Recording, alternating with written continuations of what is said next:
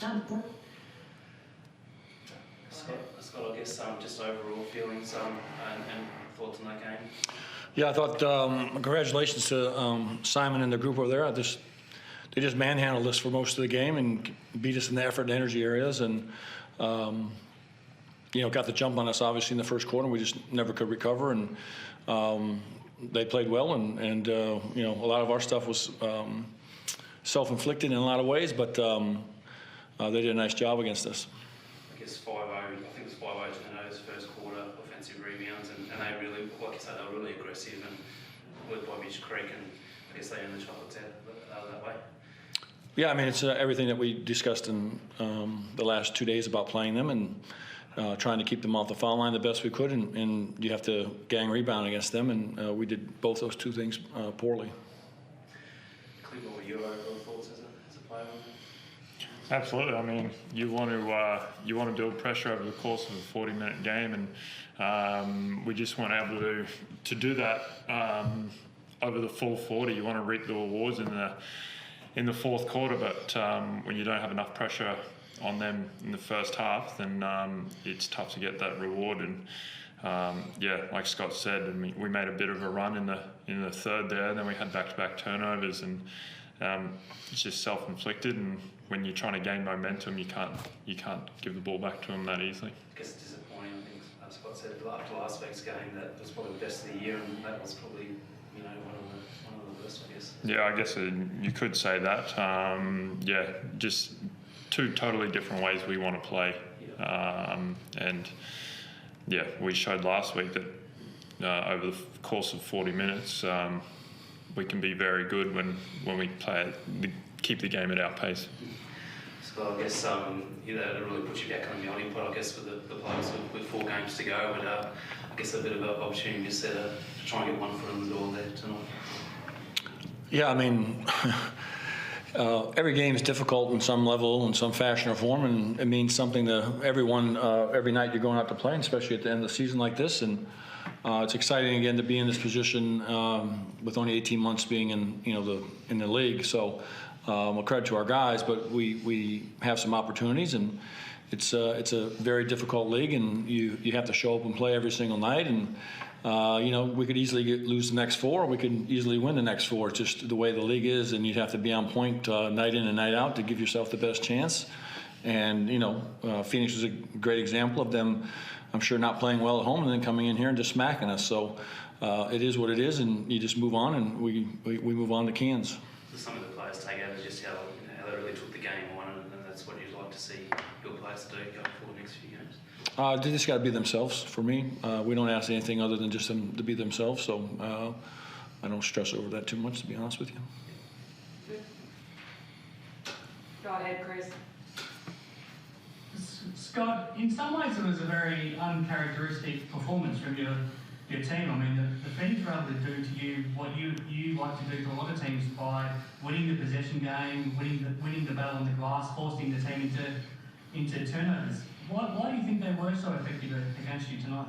Well, I think they're just more desperate, and we were not. And we haven't played very well in this building just in general in our 4 outings here. Unfortunately, with the crowds that we get in here, we just have not played well in this building, and so they again were just the aggressor. And at the end of the season like this, when the games are going kind of back and forth and everyone's kind of juggling around the standings, one team's going to inflict their will on another team, either style of play or how they want to play, and the other team's going to be able to either react to that or succumb to it, and we succumb to it.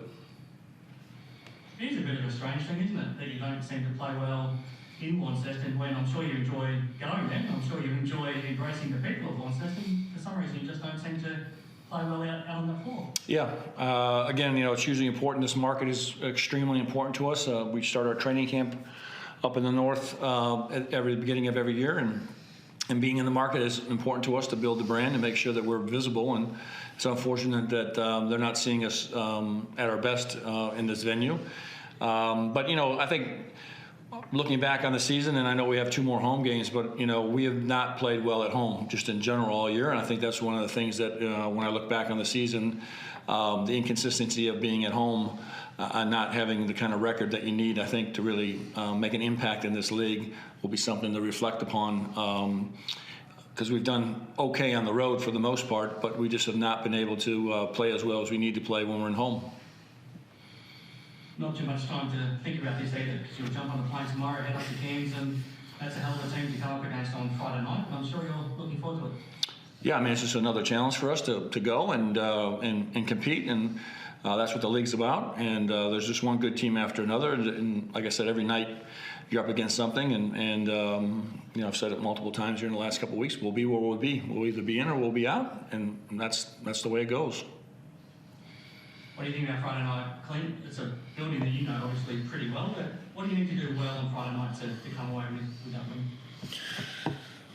Well, to start, as long as we don't, I guess, get out hustled in the first 4 or 5 minutes of the game, we've got to put our footprint on the game straight away and make sure that at least that first quarter we're playing on our terms, and that'll go a long way. And hopefully the course of 40 minutes we will pay its reward towards the end of that.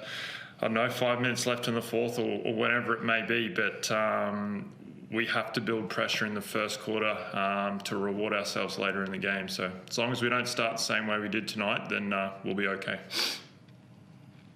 I hope you don't mind me asking this when your coach is sitting next to you, but how challenging has this patch of this season been for you when you haven't been always getting many minutes or any minutes, but at the same time, how have you been able to still make sure you'll lead the team strongly and not letting that, I guess, affect that side of your game?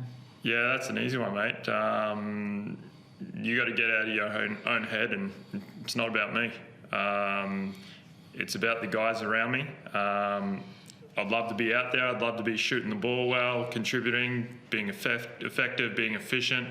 It's not always going to go your way. And we got some guys that are playing well, and Isaac White was playing extremely well, and Sean McDonald's been a heck of a player for us all year, and he's getting a lot of minutes.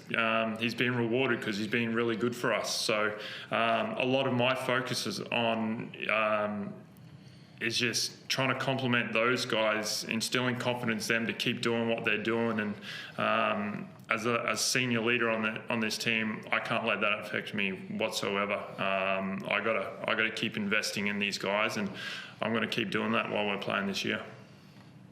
Great answer. Thanks very much, guys. All right, thank you. Beautiful. Thanks.